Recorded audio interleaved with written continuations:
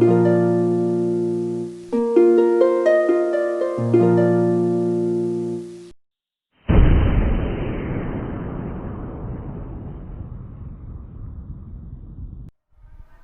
दोस्तों, मेरा नाम है विकास जसूजा और मेरी फर्म का नाम है पीवी एंटरप्राइजेस। इसके पहले मैंने एक वीडियो बनाया था जिसमें आपको मैंने बताया था, एक बेसिक आइडिया दिया था कि हमारा फ्यूचर जो है उसमें अगर हम एनर्जी एफिशिएंसी डिवाइस पे जाएंगे तो ज़्यादा बेटर है।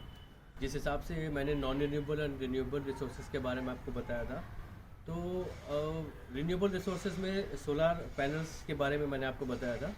यहाँ पे मैं आपको डिटेल्ड रिव्यू दूंगा कि हमारा सिस्टम कैसे काम करता है और हमने किस हिसाब से इस सिस्टम को इंस्टॉल किया है।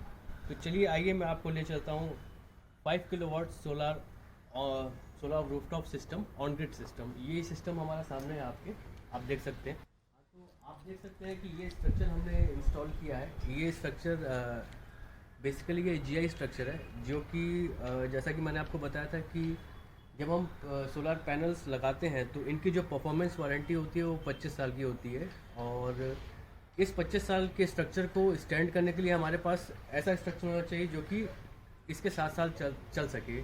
तो ये जीआई स्ट्रक्चर है, हॉट डिप गैल्वेनाइज है। तो ये 15 से 20 साल की इसकी लाइफ रहती है। तो हमें कोई मेंटेनेंस की ऐसी कोई आवश्यकता नहीं पड़ती जब हम इस स्ट्रक्चर को इंस्टॉल करते हैं। और ये थोड़ा सा मजबूत स्ट्रक्चर होता है। इसकी टेंसाइल स्ट्रेंथ बहुत अच्छी होती है in compare to other structures like आप आयरन लगाएं या एमएस स्ट्रक्चर लगाएं, जिसमें कि हमेशा 4-5 साल में आपको मेंटेन करना पड़ता है, उनकी मेंटेनेंस लगती है। और आयरन स्ट्रक्चर में तो रस्टिंग की भी प्रॉब्लम रहती है। देख सकते हैं कि ये स्ट्रक्चर मैंने थोड़ा सा हाइट पे लगाया है, एलिवेटेड। उसके 3 पर्पस है मेरे पास कि इसको मैंने एलिवेटेड इसलिए किया है कि कल को अगर कोई आसपास में कोई ऐसा स्ट्रक्चर, पेड़ या फिर कोई ऐसा बिल्डिंग कंस्ट्रक्शन होता है जिसकी शेडो हमारी स्ट्रक्चर पर पड़ती है, तो उससे हमारी एनर्जी लॉस हो सकती है, जो कि एक्चुअल एफिशिएंसी इस 5 किलोवाट स्ट्रक्चर की है वो हमें नहीं मिल पाएगी। इसलिए मैंने इसको एलिवेटेड किया है। ये जो 5 किलोवाट का सोलर स्ट्रक्चर है, अगर हम देखें पर्टिकुलरली कटनी रीजन का, तो जो 1 किलोवाट का जो पैनल होते हैं वो आपके पूरे दिन में 4 से 5 यूनिट्स पैदा करके देते हैं। तो इस हिसाब से अगर आप देखें तो ये 5 किलोवाट है। तो 1 किलोवाट अगर 4 से 5 यूनिट एक दिन में पैदा कर रहा है तो 5 किलोवाट करीब अपना 20 से 25 यूनिट आपको एक दिन में देंगे। 20 से 25 unit on the average yearly. तो उस हिसाब से अगर आप महीने का देखें तो आपको 600 से 700 यूनिट, जी हाँ 600 से 700 यूनिट एक मंथ की ये आपको बना के देंगे। 5 किलोवाट के सिस्टम की मैं बात कर रहा हूँ। तो इस हिसाब से अगर आप टैरिफ के हिसाब से इसका रेट देखें तो करीब 5 से 6 हज़ार मंथली आपके बिल की बचत हो सकती है। 6 हज़ार और 5 हज़ार आपका मंथली बिल सेविंग हो रही है पीक सीजन्स में या ऑफ पीक सीजन्स में। उसके हिसाब से अगर आप ईयरली देखें तो 60 से 70 हज़ार आपके अमाउंट जो बिलिंग में आप दे देते हैं वो आपको पे करना पड़ता है, 60 हज़ार। और ये स्ट्रक्चर इंस्टॉल करने के बाद ये अमाउंट आपका वेव ऑफ हो जाता है। तो इस हिसाब से मैं ये इसलिए बता रहा हूँ आपको अमाउंट की, इतनी अगर आप बचत करते हैं तो 2.5 से 3 साल में या मैक्सिमम 3.5 साल में आपकी जो इंस्टॉलेशन कॉस्ट है इसकी वो निकल जाती है। अब लोगों का ये सवाल होता है कि भाई हम पैनल लगाना है हमको। पैनल में 2 चीज़ें बहुत इम्पोर्टेंट होती हैं, पैनल के टिल्ट एंगल और उसका ओरिएंटेशन, कि हम किस डिग्री में, कितनी डिग्री में पैनल को झुका के रखें कि जो हमारी सन की जो एनर्जी है, जैसे सन अपना ईस्ट टू वेस्ट अपना राइज और सनसेट होता है, तो उस हिसाब से हमें मैक्सिमम एनर्जी तब मिलती है जब सूरज की किरणें अपने पैनल्स में ऑलमोस्ट परपेंडिकुलर पड़े।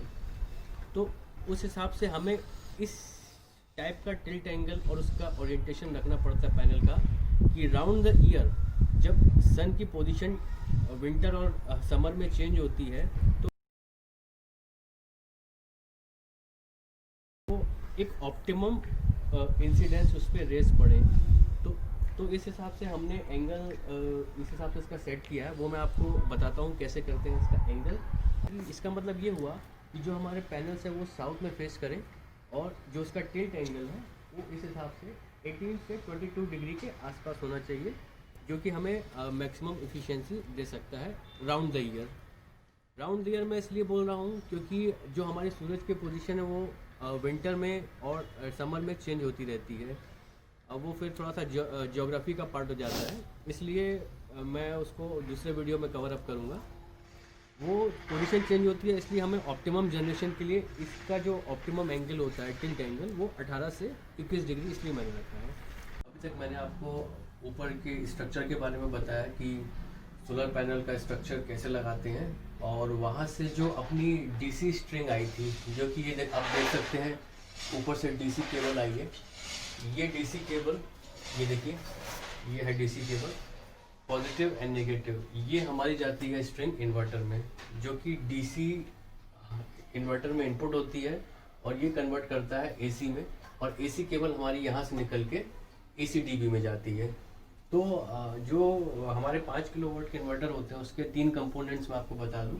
Inverter, DC dB and AC dB. इसमें क्या होता है, जो डीसी केबल हमारी आई है वो जाती है हमारी डीसी डीबी में, जो कि प्रोटेक्शन डिवाइस होती है, जिसमें सर्ज प्रोटेक्शन होता है कि अगर हमारा वोल्टेज कुछ फ्लक्चुएट हुआ या हमारा वोल्टेज बढ़ा तो ये उससे प्रोटेक्ट करती है। इसमें आइसोलेशन स्विच भी दिए हुए हैं कि कोई हमें मेंटेनेंस करना हो अपने पैनल्स वगैरह में तो इसके एमसीबी हम गिरा देते हैं और ऊपर से फिर उसे मेंटेन कर सकते हैं।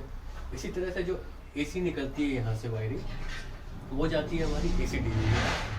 उसमें भी सेम प्रोटेक्शन दी हुई है अपनी सर्च के लिए कि ग्रिड कनेक्टिविटी से अगर कोई सर्च होता है हमारे सिस्टम में तो वो हमारे इन्वर्टर को प्रोटेक्ट करती है। तो बेसिक पर्पस एसी डीबी और डीसी डीबी का है हमारे इन्वर्टर को प्रोटेक्ट करना, कि कोई भी सर्च होता है या फिर कोई शॉर्ट सर्किट होता है, कुछ होता है, तो हमारी दोनों चीज़ें हमारे एसी और डीसी साइड में इन्वर्टर को प्रोटेक्ट कर सके।